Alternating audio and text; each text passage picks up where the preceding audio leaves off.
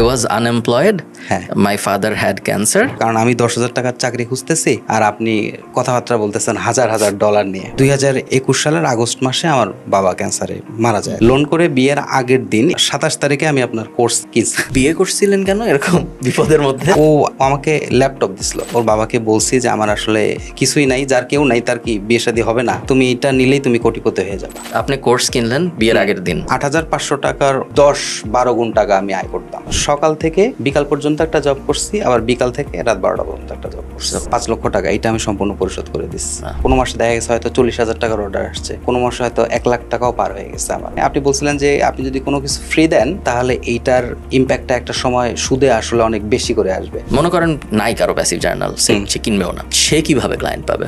জায়গা জমি গায়বান্ধার যত আছে সব কিনে ফেলছেন। 8 থেকে 10 লক্ষ টাকা লাভ করা যাবে এবং সেটা 6 মাসে। আপনি লিখছেন যে I feel like I live in haven.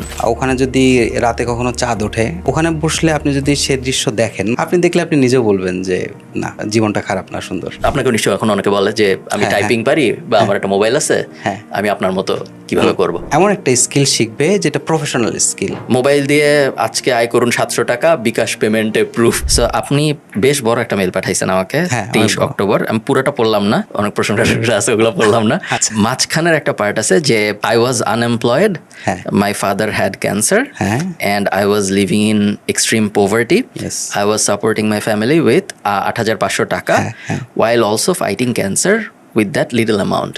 So আপনি আমাকে এখান থেকেই বলেন যে কি হয়েছিল 3 বছর আগে? 3 বছর আগে এটা হচ্ছে আপনার মূলত আমার লেখাপড়া শেষ হয় হচ্ছে 2016 সালে। আমি রাজশাহী বিশ্ববিদ্যালয় থেকে হিউম্যান রিসোর্স ম্যানেজমেন্টে মাস্টার্স করছি। তো পড়াশোনা শেষ হওয়ার পরে সাধারণত আমরা যেটা করি সেটা হচ্ছে সরকারি চাকরি পাবো, সরকারি চাকরি করব, বিসিএস পরীক্ষা দিব। তো আমি এগুলোর পিছনেই ছিলাম। তো দুর্ভাগ্যক্রমে আসলে আমার চাকরি বাকরি হয় নাই। এর মধ্যে 2019 সালে আমার বাবার আর কি ওরাল ক্যান্সার ধরা পড়ে। তো আমাদের অবশ্য জমি জমা ছিল, আমরা হচ্ছে ধানের আবাদ করি, আমরা মাছের চাষ করি, টুকটাক এটা দিয়ে সংসার চলে। আর আব্বা হচ্ছে 8,500 টাকা আপনার পাইতো, পেনশন পাইতো, ওইটা দিয়েই চলতাম। কারণ আমি তো বেকার, আমি তো পড়ালেখা শেষ করছি, আমার তো আয় রোজগার কিছু নাই। তো যখন ক্যান্সার ধরা পড়লো এবং আমি তো তখন আমার চাকরি বাকরি কিচ্ছু নাই, আমি তো সম্পূর্ণ বিপদে। তো আব্বা মাছের চাষ দেখতো, ওগুলোও সবকিছু বন্ধ, আমি সবকিছু বন্ধক রেখে দিছি। ওই টাকা দিয়ে তার চিকিৎসা করতে করতে আমার হাতের টাকাও শেষ। এখন ওই 8,500 টাকা দিয়ে সংসার চালাতে হচ্ছে। তার ওষুধপত্র কেনার পরে আমার হাতে হয়তো 500-1,000 টাকা মাসে থাকে। আমার চলাফেরার মতো তেমন কোনো টাকা পয়সা নাই। একটা সময় আমি লেখালেখি করতাম পত্রিকায়, এটা 2004-5 সালে। তখন আমি হচ্ছে আপনার টেকনোলজি বিষয়ে লিখতাম, বিশেষ করে গেম রিভিউ টিভিউ এগুলো লিখতাম। তখন পত্রিকা অফিস থেকে টাকা দিত, কিন্তু আসলে ফ্রিল্যান্সিং করে বাইরে থেকে যে টাকা পয়সা আয় রোজগার করা যায় এটা আমি কোনোদিন জানতাম না।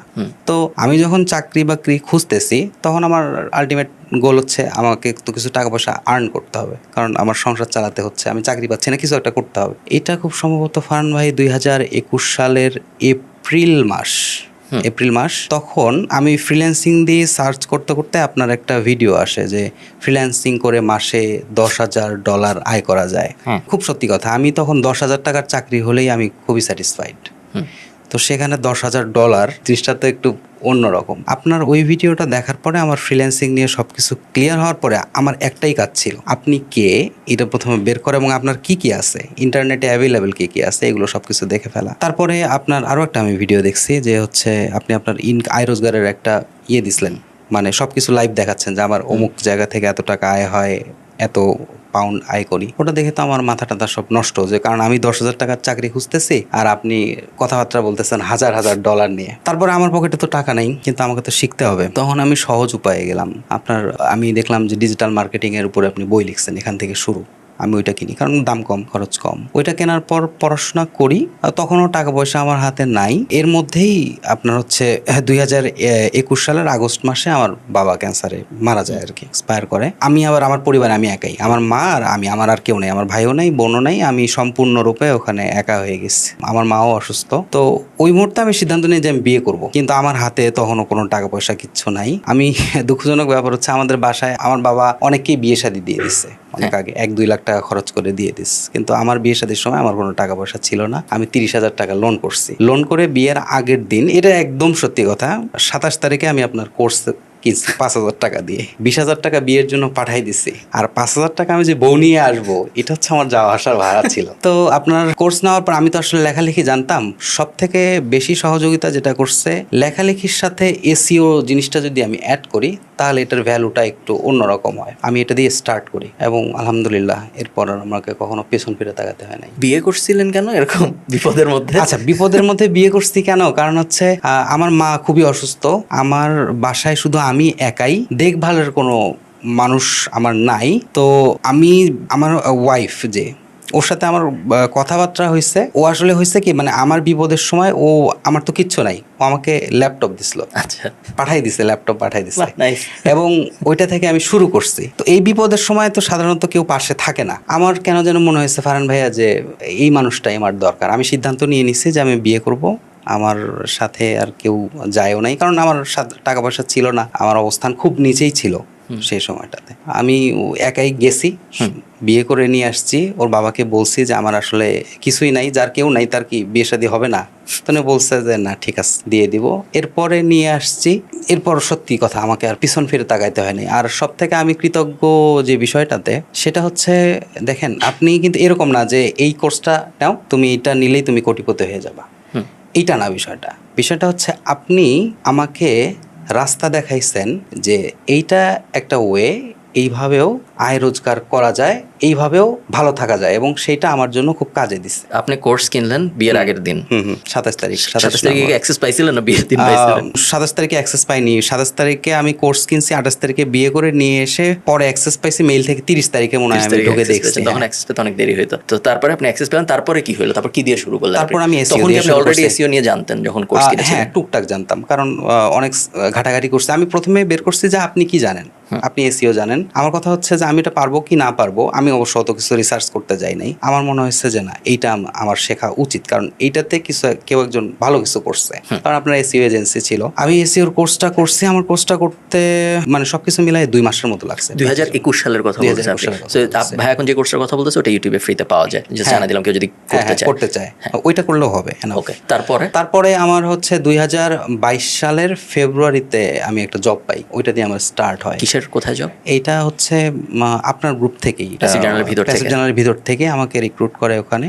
আমি হচ্ছে কন্টেন্ট রাইটার হিসেবে যোগ দিই। তারপর ধীরে ধীরে ওদের ওয়েবসাইটের এসইও গুলো করে দিই। এরপরে আমি অনেক ক্লায়েন্ট পাইছি, তারপরে আরো একটা এজেন্সিতে যুক্ত হয়েছি। 8,500 টাকা পার মান্থের ওই সিচুয়েশন থেকে আপনার সিচুয়েশন ইমপ্রুভ হওয়া শুরু হলো তাহলে কবে? পরের বছরের?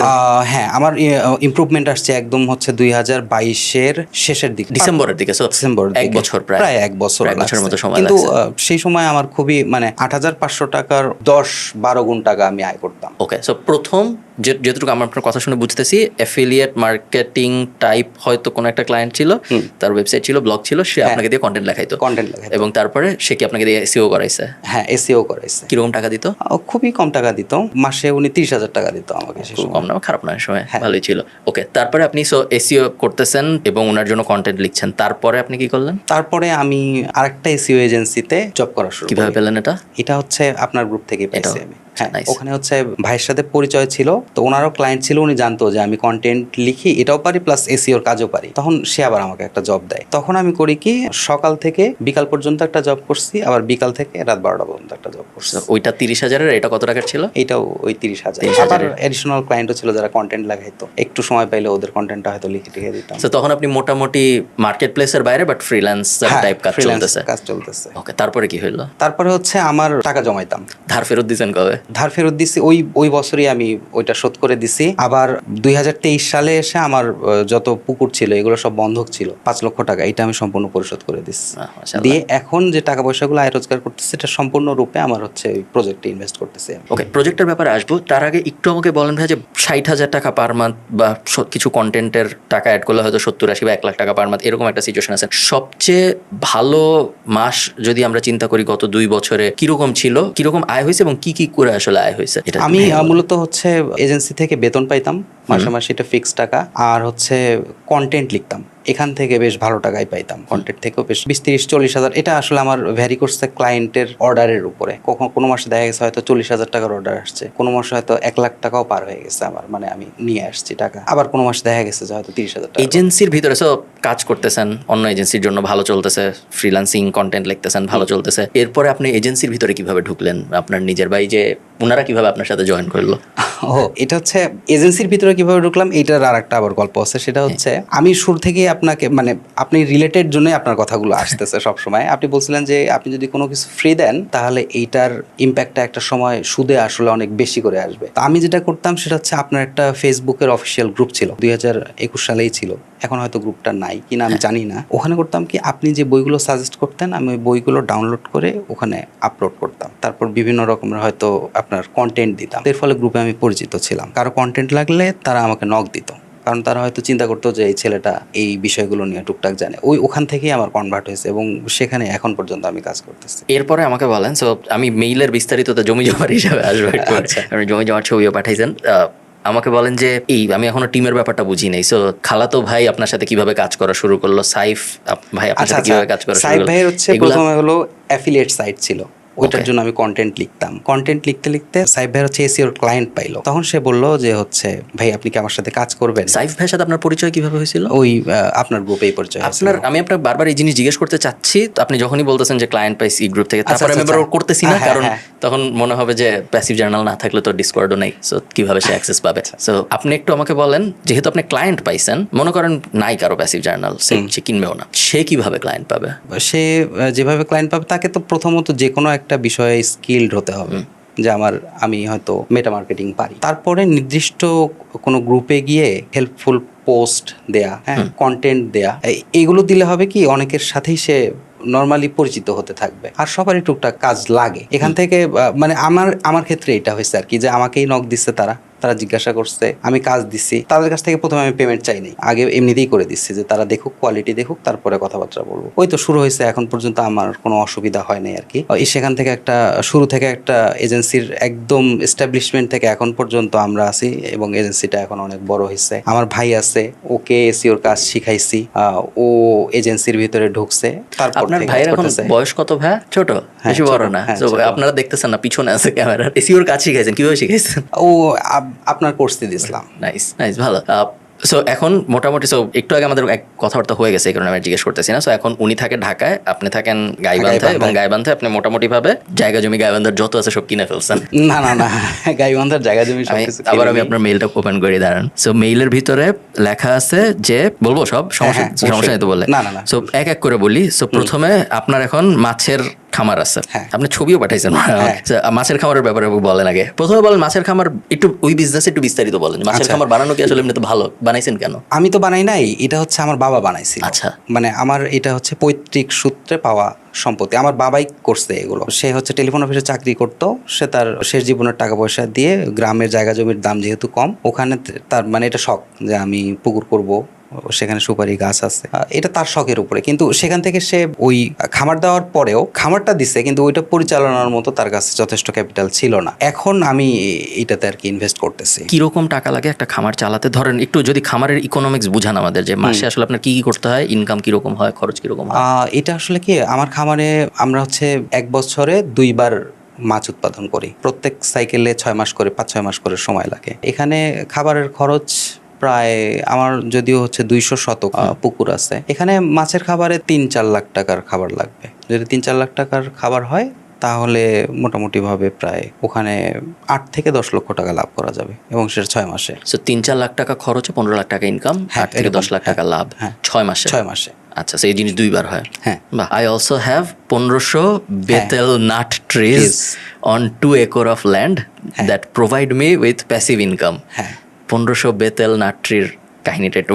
আচ্ছা, 1500 সুপারি গাছ হচ্ছে, এটা আমার বাবা পুকুরের পাড়ে অন্য কোনো গাছ লাগালে সেইটার পাতা পানিতে পড়ে পানি নষ্ট হয়, কিন্তু সুপারি গাছটার পাতা ওভাবে পড়ে না। আর সুপারি গাছ হচ্ছে পাড়টাকে শক্ত করে ধরে রাখে, তো পাড় রক্ষার্থে বাবা সুপারি গাছ লাগাইছে ওখানে। রাস্তার অবশ্য ছিল যে একসময় সুপারি ধরে টাকা পয়সা পাওয়া যাবে। তো এক একটা সুপারি গাছে সর্বনিম্ন ধরেন 100 সুপারি ধরে 100-150 সুপারি এটা ধরেই। আর সর্বনিম্ন সুপারির দাম আমি বিক্রি করছি 2 টাকা পিস, সর্বোচ্চ 8 টাকা পিস পর্যন্ত বিক্রি বেশি করছি। ইনকাম কি আপনার সাইড প্রজেক্ট থেকে হয় না বেশি ইনকাম হয় এসইওর থেকে বলেন তো? এখন সাইড প্রজেক্ট থেকে কারণ মাছের ক্ষেত্রে বিশাল ইনকাম। হ্যাঁ বিশাল ইনকাম, আবার সুপারি গাছ থেকে আসতেছে। নাইস। এখন পরিকল্পনা কি সাইড প্রজেক্ট বড় করা না এজেন্সি বড় করা? সাইড প্রজেক্ট প্লাস দুইটাই। এখন এই মুহূর্তে কি রকম সংখ্যক মানুষ আপনার সাথে জড়িত এই সব কাজকর্ম মিলায়? আমার ওখানে কাজ করে 6 জন মানুষ কাজ করে। ওদেরকে মানে ওরা হচ্ছে মনে করেন ধানের জমি দিয়ে দিছি, ওরা ধান করতেছে, ওদের সংসারের খরচ চলতেছে, প্লাস আমি একটা ধান পাচ্ছি। আবার আমার মাছের প্রজেক্টে 2 জন কাজ করে, ওরা যখন কাজ করে ওদেরকে টাকা পয়সা দিই। আমি মাসুদ ভাই আমি 2018 সালে কোর্স বানানোর পরের থেকে আমি গত 6 বছরে অনেক সাকসেস স্টোরি শুনছি। খুব কমই, অ্যাকচুয়ালি মনে হয় নাই, জিরো বা থাকলে আমি জানি না, যে বলছে যে আমি এখন এসইও করছি বা আমি এজেন্সি চালাইছি, আমার ইনকাম হয়েছে, এখন আমি মাছের খাবার বানাইছি ইনকামের টাকা দিয়ে। সবাই সাধারণত অন্যদিকে যায়, ধরেন সে এজেন্সি বানাইছে বা সে স্টক মার্কেটে গেছে, আর একটু পশ জিনিসপত্রে বেশি যায়। মাছের খামার করছি আমার টাকা দিয়ে, বা সুপারি খামার করছি, বা আমি ঢাকায় থাকতে পারি কিন্তু গাইবান্ধায় সেটেল হয়ে খুব একটা দেখা যায় না। দেশের দুবাই সেটেল হয়েছে এরকম মানুষ আছে কিন্তু যে কোর্স টোর্স করে, বাট গাইবান্ধায় সেটেল হয়েছে এরকম নাই। সো আপনি লিখছেন যে I feel like I live in heaven. হ্যাঁ, এটা একটু সত্য, এটা একটু ব্যাখ্যা করেন। সেটা হচ্ছে আমার বাসার চারপাশেই শুধু গাছপালা এবং প্রাকৃতিক পরিবেশ অনেক সুন্দর। ওখানে যদি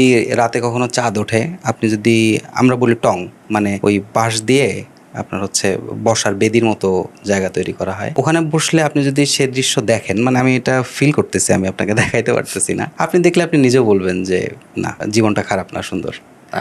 আমাকে বলেন, কেউ যদি আপনার মতো ফার্স্টের মানে ক্যারিয়ার সাইডের জিনিসপত্রে আপনার মতো কেউ যদি ইন্টারনেট মার্কেটিং ওয়ার্ল্ডে ঢুকতে চায় 2024-এ, আপনি অ্যাক্টিভলি কাজ করতেছেন, আপনি ইন্ডাস্ট্রির ভিতরে আছেন, বা 2025-এ এসে ভিডিও পাবলিশ হবে 25-এ, তার আসলে কিভাবে শুরু করলে ভালো হয়, কি শেখা উচিত, শিখার পরে কিভাবে কাজ পাওয়ার চেষ্টা করা উচিত, টাকা দিয়ে সে কি করবে ওইদিকে আমরা না যাই, তার যেমন চায় সে করুক, বাট ফার্স্টের 2 স্টেপে আমরা একটু তাকে হেল্প করার চেষ্টা করি যে কি শেখা উচিত ফার্স্টে 2025 এসে যদি ভালো করতে চায়, এবং তারপরে কিভাবে শেখা উচিত। আচ্ছা, অনলাইনে আয় রোজগার করতে গেলে প্রথমেই তাকে যেটা করতে হবে সেটা হচ্ছে স্কিল রিসার্চ করতে হবে। মানে আমি যেটা করছি সেটা হচ্ছে, আপনি এসইও পারেন, আমি এসতে চলে গেছি, এরকম করলে হবে না। কারণ অনেকে হয়তো এই ট্র্যাকে গিয়ে দেখা যাবে যে কুলাইতে পারতেছে না, অনেকে টিকতে পারবে না, ভালো লাগবে না কাজটা। প্রথম কাজ হচ্ছে স্কিল রিসার্চ করা, যে কোন স্কিলটা ভালো, কোন স্কিলটার ডিমান্ড বেশি, এবং এর সাথে এই স্কিলটা আমি আসলে অর্জন করতে পারবো কিনা, এখানে কাজ করতে আমার ভালো লাগবে কিনা। কিভাবে বুঝবেন? এটার জন্য ইউটিউব আছে। ইউটিউবে সার্চ দিলেই ওই স্কিল রিলেটেড অনেক ভিডিও দেখলে আপনি বুঝে যাবেন যে আমি এই কাজটা পারবো, এই কাজটা আমার ভালো লাগে, নাকি আসলে এই কাজটা আমার ভালো লাগে না, বা আমি বুঝতে পারতেছি না। প্রথমে স্কিল রিসার্চ করে একটা না একটা স্কিল বের হবে যেটা তার সাথে ম্যাচ করবে, সেই স্কিলটা পরবর্তীতে তাকে ভালোভাবে শিখতে হবে। এরপরে মার্কেট প্লেস আছে, প্লেসের বাইরে, বিশেষ আমি তো মার্কেটিং এর ক্ষেত্রে আপনার হচ্ছে এখন এমনিতেই মার্কেট প্লেসের বাইরেও অনেক ক্লায়েন্ট পাওয়া যায়।